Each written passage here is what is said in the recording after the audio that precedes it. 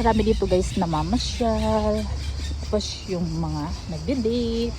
Tapos yung mostly dito guys mga matatanda. Dito sila nagkikita-kita. So dito ako dumaan. Pupunta ako sa kapatid ko. Gugulatin ko siya. Kasi ang tagal-tagal. Uminom daw siya ng beer kagabi. At nahilos siya. Ayan. So puntahan natin. Ano ba yan guys? Nasa Europe tayo pero ang itim ng legs natin.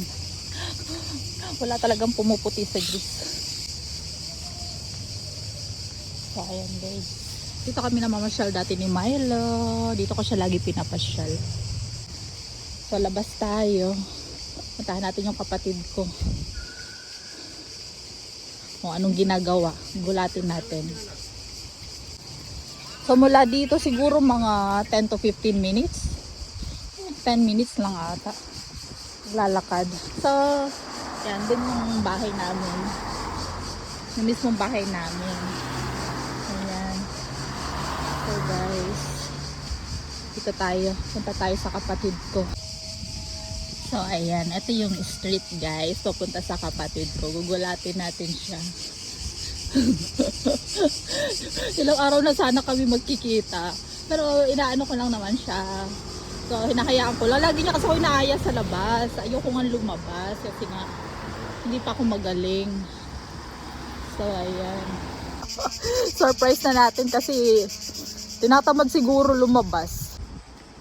Baka naman nakatulog yun guys ulit. Kaloka yun. Di bali, pupunta naman ako sa supermarket. Wala kasing bukas ngayon kasi Sunday. Kabaliktaran dito guys. Ang Sunday, kung sa atin sa Pilipinas, ang daming customer, bawal mag-day off dito. Sarado lahat except sa mga coffee shop, mga kainan. Ayan.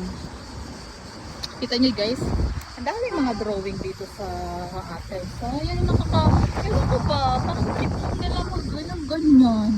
Kala nila nakakaganda yan. Nakakaganda ba yan ang paligid? Ang daming vandalism dito guys. Look! Yan yung Mount Lycabettus. Nakita ko ulit. Sorry. Ito yata yung ano nila, street. Yan.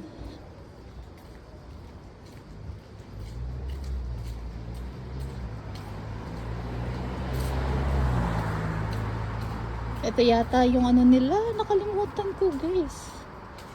Saan yung lugar nila? Hi. Pilipina pala yun. Saan ba yun? Ito. Ito ata yung lugar nila. Kaya di manit iya coffee shop. Kimbo. Kilview. Kimbo. Ano ba yun?